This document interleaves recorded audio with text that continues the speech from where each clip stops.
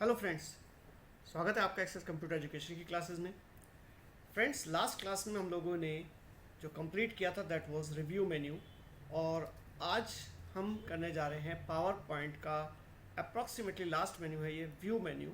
ठीक है, इसके बाद हम थोड़ा सा एनिमेशन की बात करेंगे। तो गाइस, आज हम बात करते हैं व्यू मेन्यू की। तो व्यू मेन्यू में क्या होता है, पहले देखिए। व्यू का मतलब है हाउ टू डिस्प्ले, किस तरीके से आपको उसे शो करना है, किस तरीके से स्क्रीन पे स्लाइड्स या ये कहें कि जो भी प्रेजेंटेशन है आपका, वो डिज़ाइनिंग करते समय क्या क्या चीज़ें, क्या क्या फीचर्स किस तरीके से शो करेगा। तो आइए देखते हैं। सबसे पहली चीज़, नॉर्मल व्यू की अगर हम बात करते हैं तो नॉर्मल व्यू के समय अगर हम कहें तो नॉर्मल व्यू में यहाँ पर एक स्लाइड आती है। यहाँ पर कुछ स्लाइड सॉर्टर जिसे हम बोलते हैं कि छोटे छोटे से स्लाइड के थंबनेल आते हैं। और अगर हम बात करते हैं नीचे क्लिक टू ऐड नोट्स की, तो यहाँ पर आपके पास एक नोट पेज आता है जहाँ पर आप स्लाइड के बारे में डिटेल में कुछ भी लिख सकते हैं। ठीक है, तो सबसे पहली चीज़ नॉर्मल व्यू आता है। अगर हम आउटलाइन व्यू की बात करें तो आउटलाइन व्यू में आप देखेंगे कि जो यहाँ पर थंबनेल आ रहा था उसमें भी अब टेक्स्ट दिख रहा है आपको। सब चीज़ों का, सभी स्लाइड का जो टेक्स्ट है वो नॉर्मल एक टेक्स्ट की फॉर्म में आपको यहाँ पर दिखाई दे रहा है। ठीक है, उसके बाद स्लाइड सॉर्टर की बात करते हैं। तो स्लाइड सॉर्टर में छोटी छोटी सी स्लाइड्स बन के आ गई। नीचे इसकी टाइमिंग आपको पता चल रही है कि कौन सी स्लाइड कितनी देर के लिए चलेगी। ठीक है, इसके बारे में आपको पता चलता है स्लाइड सॉर्टर में। नोट पेज, नोट पेज का मतलब क्या होता है, जब जो मैंने भी आपको नीचे बताया कि देखिए this is note page. Note page मतलब जहाँ पर आप स्लाइड के बारे में डिटेल में लिख सकते हैं। ठीक है, तो यहाँ पर अगर आपको एक्सेस कंप्यूटर एजुकेशन के बारे में यहाँ पर कुछ भी लिखना है, access computer education, sorry, access computer education is an institute situated at Dehradun, ऐसे करके मुझे इसके बारे में कुछ डिटेल में लिखना है तो हम लिख सकते हैं। ओके, तो यहाँ पर ये आ गया आपका नोट पेज के बारे में। रीडिंग व्यू का मतलब क्या होता है? रीडिंग व्यू मतलब अगर आप इसको फुल पेज पे शो कराना चाहते हैं, प्रेजेंटेशन को शो करना चाहते हैं, तो फुल पेज पे शो करने के लिए आपके पास रीडिंग व्यू आता है, जहाँ पर आपका प्रेजेंटेशन ये कहेंगे कि चलता है पूरा, और ये यहाँ पर आपको अलग अलग एनिमेशन वगैरह को दिखाएगा। एस्केप करेंगे आप, बीच में ब्रेक कर सकते हैं, बाहर आ सकते हैं। ठीक है जी, तो ये हो गया आपका रीडिंग व्यू। उसके बाद हमारे पास आता है स्लाइड मास्टर। देखिए, एक चीज़ समझिए, बहुत अलग सी चीज़ है। देखिए क्या होता है, हर पेज को जब कभी भी आप ये कहते हैं कि अगर मैं किसी भी पेज को डिज़ाइन करवाना चाहता हूँ, या ये कहें जैसे न्यूज़पेपर छपता है, आप देखते हैं कि न्यूज़पेपर में बहुत सारी कॉपीज छपनी है, तो उसका एक मास्टर पेज होती है, एक मास्टर कॉपी होती है, जिससे पूरे पेज की प्रिंटिंग बार बार इंक पिक करता है, प्रिंटिंग करता है, इंक पिक करता है, प्रिंटिंग करता है, या ये कहें जब प्रेस में प्रिंटिंग के लिए जाता है तो एक पहली मास्टर कॉपी बनती है, उसी से सारी डिटेल कॉपी छपती है।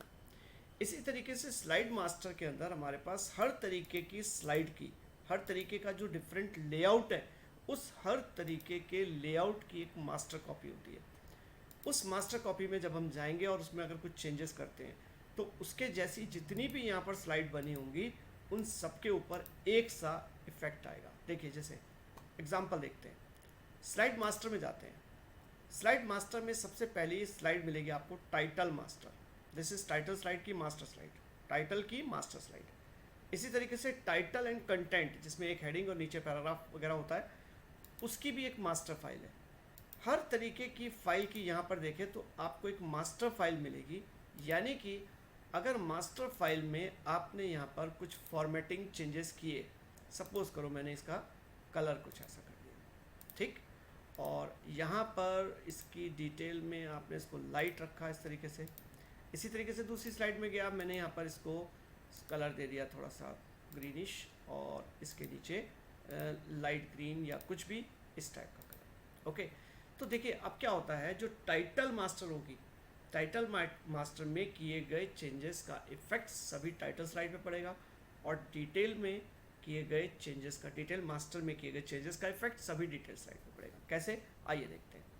जब आप इसे क्लोज मास्टर व्यू क्लोज करेंगे तो देखिए, आप गौर से देखिए, ये आपकी टाइटल मास्टर है, और ये स्लाइड आपकी अलग है, इसको हमने अलग तरीके से बनाया, इस पर इफेक्ट नहीं पड़ा। यहाँ पर भी देखिए, ये देखिए, जो जो डिटेल से रिलेटेड स्लाइड थी उनका इम्पैक्ट अलग आ रहा है, और जो आपकी 2 कॉलम वाली स्लाइड थी उस पर इसका कोई इफेक्ट नहीं हुआ। तो ये देख सकते हैं आप कि जो जो हमने मास्टर स्लाइड, जिसकी मास्टर स्लाइड में चेंजेस किए, उसकी डिटेल स्लाइड पे भी इम्पैक्ट आ रहा है। ओके, तो this is called the slide master. Slide master में जाके आप जब मास्टर स्लाइड में कुछ भी चेंजेस करते हैं उनका इफेक्ट डिटेल स्लाइड पे पड़ता है। ठीक है, अब जैसे आपने इसको नॉट फिल कर लिया, या कोई भी फिल नन करना है तो नो फिल कर दिया, नॉर्मल कर दिया इसे भी, और इसको भी नो फिल कर दिया। ठीक है, आउटलाइन वगैरह सब हटानी है तो आप यहाँ से आउटलाइन को नो आउटलाइन कर सकते हैं, और नो आउटलाइन यहाँ से। ठीक, तो अब अगर आपने टाइटल स्लाइड को जैसे पहले की तरह नॉर्मल किया तो नॉर्मल रहेगी। इसी तरीके से डिटेल स्लाइड को भी आपने सबको नॉर्मल कर लिया कि यहाँ पर आपके पास फॉर्मेट में, कलर में नो कलर आएगा, और आउटलाइन में नो आउटलाइन। ठीक, ऐसे यहाँ पर भी अगर आपने कहा कि इसमें कोई कलर या आउटलाइन नहीं होना चाहिए तो no colour and no outline should be there.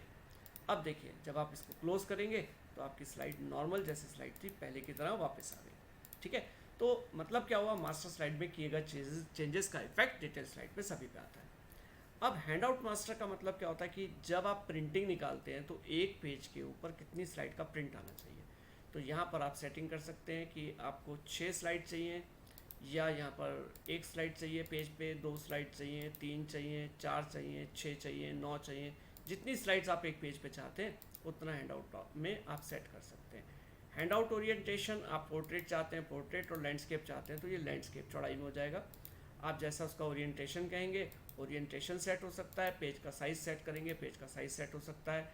Header footer नहीं चाहिए, ऑन ऑफ करना चाहते हैं ऑन ऑफ हो सकते हैं। तो इस तरीके से इसके ऊपर कोई थीम चाहिए तो थीम प्रिंट होनी चाहिए, नहीं होनी चाहिए, जैसा भी आप चाहें वैसा आप कर सकते हैं इसे। ओके, उसके बाद व्यू में ही एक आता है नोट मास्टर। नोट मास्टर का मतलब मैंने आपको कहा नीचे नोट पेज लिखा हुआ है। देखिए, हर पेज के नीचे देखिए, अगर मैं आपको नोट पेज पे लेके जाता हूँ तो देखिए यहाँ पे हर पेज के नीचे एक नोट लिखा हुआ है। अगर मैं दूसरी स्लाइड पे भी यहाँ पर कुछ नोट के बारे में यहाँ कुछ लिख देता हूँ, बहुत छोटा आ रहा है, नोट दिखता नहीं है ज़्यादा, और आप नोट मतलब क्या हो गया कि जहाँ पर आपको इस स्लाइड के बारे में डिटेल में लिखा हुआ मिलेगा। बट हो क्या रहा है, क्या ये ढंग से दिख रहा है? नोट पेज आपको नॉर्मली ढंग से नहीं दिख रहा है। तो आप व्यू में नोट मास्टर में जाएं। नोट मास्टर की जो पहली लाइन है, जो मैंने क्योंकि अभी एक ही लाइन लिखी है, पहली लाइन के साइज़ को आप थोड़ा सा बड़ा कर दीजिए, यहाँ से 18 या 20 कर दीजिए, थोड़ा विजिबिलिटी बढ़ गई उसकी। अब जैसे ही आप इसमें मास्टर में जाते हैं और क्लोज करते हैं तो देखिए नोट में जितने लिखे हुए टेक्स्ट थे वो आपको नॉर्मली बड़े दिखने लगेंगे। ओके, तो मतलब क्या हुआ, व्यू में नोट मास्टर में किए गए चेंजेस का इफेक्ट सभी नोट पेज पे इक्वली पड़ता है। तो ये होती है आपकी नोट मास्टर। उसके बाद हम नॉर्मली स्लाइड पे आ जाते हैं। वहाँ पर कहते हैं रूलर आपको चाहिए तो ठीक है, रूलर ऑन ऑफ कर सकते हैं, ग्रिड लाइन ऑन ऑफ कर सकते हैं, गाइडलाइन किसी की सेंटरिंग वगैरह चेक करनी है इसके लिए गाइडलाइंस ले सकते हैं, ऑन ऑफ कर सकते हैं। नोट्स का मतलब ये नीचे नोट पेज आपको दिख नहीं चाहिए तो ऑफ या ऑन कर सकते हैं। जूम के ऑप्शन में हमारे पास जूम के ऑप्शन रहते हैं 100% पूरे पेज पे फिट। यहाँ पर मैं इस पेज की बात करूँ, ठीक है ना, तो ये अभी आपका 100% फिट, मतलब ये वाला पेज। जूम में आप इसे 200% बड़ा करते हैं, या जूम में आप इसे 66-50% जितना चाहते हैं उतना कर सकते हैं, या फिट टू विंडो पूरी विंडो में फिट हो जाएगा। ठीक है, ये हो गया। अब बात आती है कलर की। अब कलर क्या होता है, कभी कभी कलर आपके यहाँ पर भी बैकग्राउंड में भी कुछ कलर हो रखा है। देखिए यहाँ पर इसके बैकग्राउंड में आपने कोई कलर किया हुआ है, टेक्स्ट का कलर भी आपने इसको बाई चांस की बात आपने कलर कुछ इसमें ऐसा या ब्लू कर देता हूँ, ऐसा कुछ कलर दे रखा है। ओके, अब क्या होता है कि आपने सपोज करो व्यू में जाके कहा कि मुझे कलर व्यू नहीं चाहिए, मुझे ग्रे स्केल चाहिए, तो ये सब कुछ ग्रे आ रहा है। ठीक, बैक अगर आप कहते हैं नहीं मुझे ग्रे नहीं चाहिए, मुझे तो ब्लैक एंड वाइट चाहिए, तो ये प्योर ब्लैक एंड वाइट आएगा। ठीक है, तो ये कलर आप ऑन ऑफ कर सकते हैं। ठीक है जी, तो इस तरीके से आपके पास ये नॉर्मली कलर की बात हुई। व्यू में एक चीज़ आती है अब न्यू विंडो। न्यू विंडो का मतलब पावर पॉइंट की एक विंडो की मल्टीपल कॉपीज़ आपको चाहिए तो आप न्यू विंडो में जाएं और वहाँ से एक दूसरी कॉपी ले सकते हैं। 2 कॉपी आप बना सकते हैं, 3 कॉपी बना सकते हैं, जितनी चाहें आप कॉपीज़ न्यू विंडो की हेल्प से आप बना सकते हैं।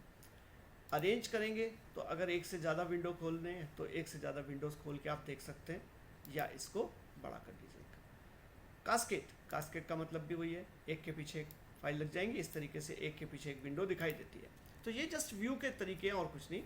उसके बाद एक मूव स्प्लिट ऑप्शन ये आता है कि मूव स्प्लिट, ये जो विंडो होती है ये वाली, इसको नॉर्मली जब आप एरो का कीबोर्ड पे डाउन या अप एरो का यूज़ करते हैं तो नॉर्मली आपकी स्लाइड्स बदल रही होती है। राइट में जा रहा हूँ तो भी स्लाइड बदल रही हैं, अप डाउन कर रहा हूँ तो भी स्लाइड बदल रही हैं। बट जैसे ही आप मूव स्प्लिट का यूज़ करते हैं, देखिए ये सेक्शन बड़ा या छोटा होता है। आप देखिए ये कर्सर मेरा कैसा हो गया, देखिए कर्सर इस टाइप का हो गया, यानी कि ये आपकी स्क्रीन को बड़ा छोटा कर रहा है, यहाँ से इस साइड से और राइट से ऐसे और अप से ऐसे, इस विंडो को बड़ा छोटा करने के काम में आता है। मूव स्प्लिट क्लिक कर दूंगा दोबारा, कर्सर एरो बन गया, अब ये अप डाउन के काम ही नॉर्मली आएगा। ओके, तो this is just move split. उसके बाद स्विच विंडो की बात करें तो स्विच विंडो में एक से ज़्यादा विंडोज़ पे आप जंप कर सकते हैं, जिस विंडो पे भी आपको जाना है, अगली पिछली जो भी, या मल्टीपल फाइल्स खुली हैं तो जिस पे भी जंप करना है उस पर आप स्विच विंडो की हेल्प से जंप कर सकते हैं। गाइस इसके अंदर मैक्रो ऑप्शन है, मैक्रो ऑप्शन मैं कराऊंगा आपको, ऐसा नहीं कहूँगा कि नहीं कराऊंगा, बट मैक्रो ऑप्शन उसी के लिए अच्छा है या वही पर्सन इजीली कर सकता है जिसे विजुअल बेसिक की कोडिंग आती हो। विदाउट कोडिंग पावर पॉइंट के अंदर आप मैक्रो ऑप्शन को यूज़ नहीं कर पाएंगे। कोडिंग की थोड़ी बहुत नॉलेज जिसको है वो इजीली इसको कैच कर सकता है। तो मिलते हैं नेक्स्ट लेक्चर में, कोडिंग में आपको बताऊंगा थोड़ी सी, ठीक है। Okay, thank you guys, good bye.